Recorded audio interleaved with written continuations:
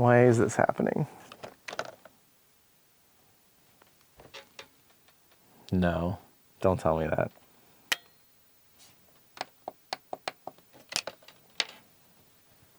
That can't be possible. Yep, that's me. You're probably wondering how I ended up in this situation. Brats, some of you out there saw that there's this new HiBloks stand on Amazon. You said we gotta check it out, and they sent it to us. Let's open it up.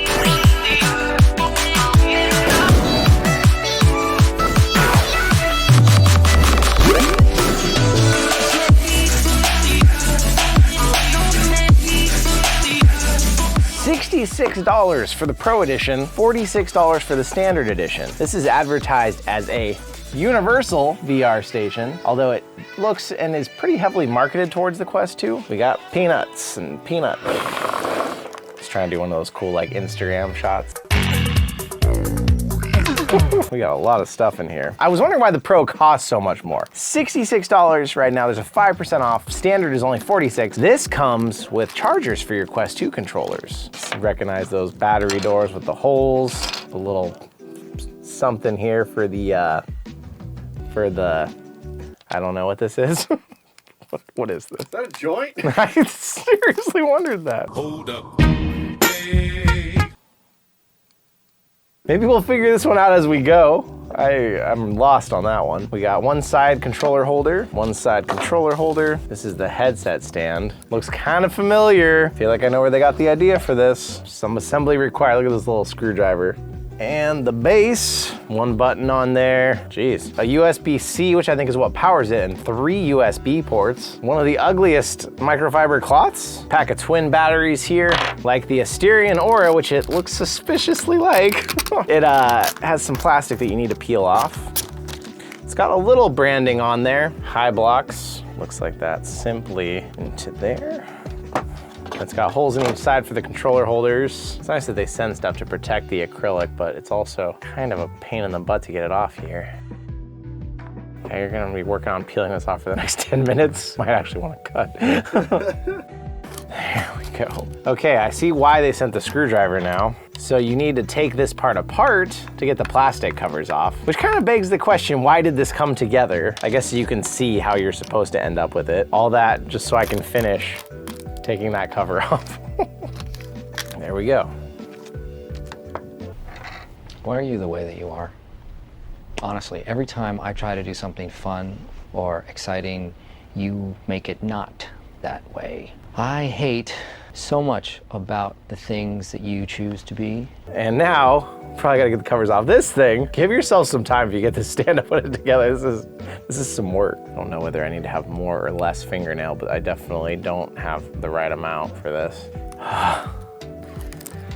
Okay, that felt like an accomplishment.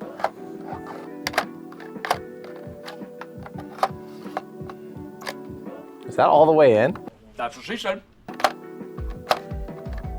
I really feel like it should go in further. That's what she said. There's nothing securing it, like, that's just, okay. I mean, it doesn't need to be super solid, but I just thought that it would like go in till it snapped. That literally is just sitting in there. Anytime someone comes along and like your controller's in here and they go to grab it, it could kind of work its way out. I mean, there's some gravitational pressure that's kind of keeping it from scooting, but if you were to grab it here, it would just slide out at any time. I'm not in love with that. It's probably not a huge issue, but it's just kind of, you expected this much money that these would like snap in here and it would feel secure. So give me 10 minutes. One eternity later. Okay. That was weird. Some magic there. See that? It just floated up. I really wish those locked. That's gonna drive me crazy. I really wish they locked in. Curiosity has taken the best of me, and I am curious first. Oh God. I'm gonna say, unfortunately, it's a no-go with the Kiwi grips. I mean, maybe if you put them up like that, it's just this part really doesn't wanna fit in there with it. So someone who has a normal controller, pop this off, take their battery, put it in your controller, leave the USB facing out, put their battery door on to where you can get this all the way in. And then that's gonna hold that nice and stable right there. So when you're done playing, you drop this on here. You have this ready to go, and now your controller gets charged after every play session, ready for next time. That is cool. I like that detail. I really like the charging on the controllers. Let's get this thing plugged in now, see how it looks. Damn, son. And there we go. So like an Asterion Aura, your headset will sit on here, but the back is gonna rest on your counter, whatever's behind it. That's pretty normal. So it's a resting place, but it's not necessarily a stand. If you were to lift this up, this isn't really gonna hold your headset on its own. It doesn't have like a rear base, it just kind of sits there. It calls this a headset rag in the instructions. So I'm guessing they do send this to you to like clean your lenses. This weird little thing is in case you need to take your controllers back apart after you've done this. Right now, if I were to try to remove this battery door, this blocks the battery door from being removed. So they left these two little holes right here so I can put this in here, pop this out, and then I can remove the battery doors. Instruction manual does not say anything about this. I seriously wonder if this got included by accident. You're still plugged in, why is this happening? No. No, God! Don't tell me that. No, God, please, no!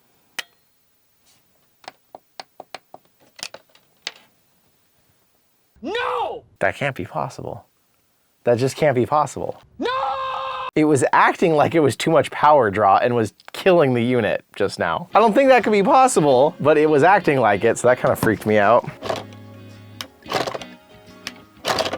But when it shakes, it's like, what is it about the shaking that's messing you up? It's like when this disconnects, it messes up. Why does it do that?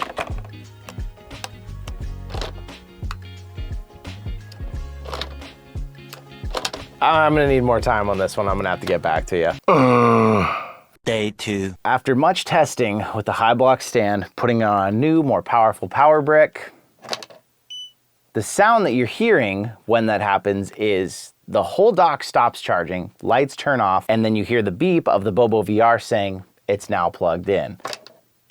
It's losing connection at every port just from unplugging this. And I thought, this is weird. I emailed the company, asked them, do I have a bad unit? What is going on here? When I pull off the magnetic charger, the entire stand turns off for a second. Is this normal? They said, it is normal. When you pull a magnetic charger off the controller, at the moment, short circuit, and for a second, it will turn on again. Short circuit. They did tell me that the metal thing that came with it, that hole punch, that is meant to come in case you have a set of skins on your controller and you want to punch a hole in them just the size and it'll work with that. So that's pretty cool. I mean, if we had the tools and the equipment, we could get into PCB testing. We could try and test these USB ports and see if we could identify why it's short circuiting. But I will say, just from me to you, that makes me extremely uncomfortable. That phrase, short circuit, the fact that the whole thing just goes completely down. I feel like I don't trust this. So as pretty as it is, as nice it is to have your controllers charged, all ready to go all the time for you, you can put your own skins on them and it can still work. As great as all that is, the foundation of this stand is that it's supposed to be charging your Quest 2 and keep it safe, and I just don't trust that it will.